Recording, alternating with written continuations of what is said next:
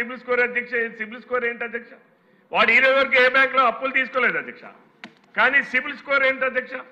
ఇది ప్రభుత్వం గౌరవ మంత్రి గారి స్థాయిలోనే ప్రభుత్వం బ్యాంకర్స్తో మాట్లాడవలసినటువంటి అవసరం ఉంది అధ్యక్ష. అలానే అధ్యక్ష, ఇల్లులు పూర్తి కాలేదు అధ్యక్ష. నా నియోజకవర్గంలో బులుగు రంగులు వేశారు అధ్యక్ష.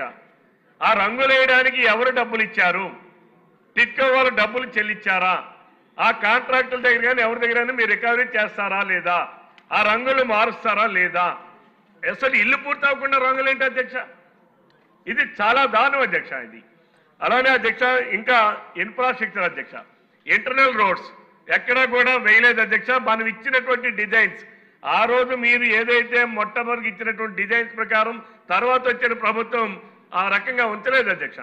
కాబట్టి మళ్ళీ మీరు ఇన్ఫ్రాస్ట్రక్చర్గా ఆ రోజు నాకున్న గుర్తు ప్రకారం ప్రతి ఒక్క యూనిట్కి ₹1,00,000 ఇన్ఫ్రాస్ట్రక్చర్ క్రియేషన్కి ఇచ్చాము అధ్యక్ష. రోడ్లు కావచ్చు, డ్రైనేజ్ కావచ్చు, డ్రింకింగ్ వాటర్ కావచ్చు అధ్యక్ష. వాటి ప్రకారం మరలా మీరు పూర్తి స్థాయిలో infrastructure, drinking water, drainage system, అట్లానే రోడ్స్ కానీ ఇంటర్నల్ రోడ్స్ కానీ డెవలప్ చేయాలి అధ్యక్ష. ఎందుకంటే ఇప్పుడు ఆ ప్రాంతాలని పెద్ద జంగిల్గా మారిపోయినాయి అధ్యక్ష. అలానే అధ్యక్ష, రెండో లాస్ట్ అధ్యక్ష, అక్కడ మనం ఆ రోజు ముఖ్యమంత్రి గారు చెప్పింది కమ్యూనిటీ ఫెసిలిటీస్ అధ్యక్ష. ఈ రోజు మనం ఒకే ప్రాంతంలో 1000 కుటుంబాలు, 2000 కుటుంబాలు, 500 కుటుంబాలు వచ్చాయి అధ్యక్ష.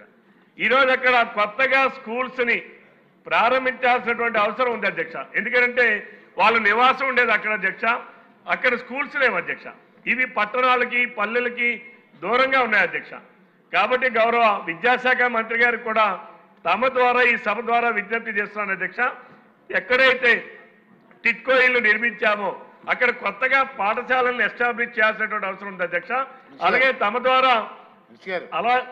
ద్వారా గౌరవ లాస్ట్ అధ్యక్ష, లాస్ట్ పాయింట్ అధ్యక్ష, సీనియర్స్ ఉపన్యాసాలు కుదరదండి. పాయింట్ టు పాయింట్ మాట్లాడాలి. ప్లీజ్ చెప్పండి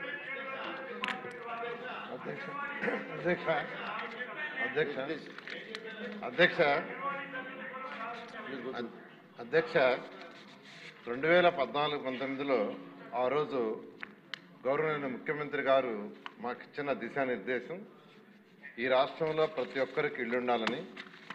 ఈ రాష్ట్రంలో మొత్తం